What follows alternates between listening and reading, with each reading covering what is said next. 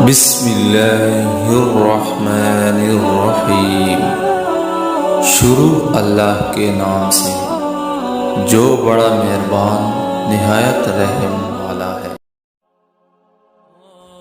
السلام علیکم ورحمۃ اللہ وبرکاتہ۔ آج ہم ایسے درود کے بارے میں پڑھیں گے جس کے پڑھنے سے اللہ تعالیٰ 70 رحمت کے دروازے کھول دے گا، یعنی کہ جو شخص یہ درود پاک پڑھتا ہے تو اس شخص پر رحمت کے 70 دروازے کھول دیے جاتے ہیں، اور وہ درود یہ ہے: صلی اللہ علی محمد۔ اللہ تعالیٰ اس حدیث پہ عمل کرنے کی توفیق نصیب عطا فرمائے، آمین ثم آمین۔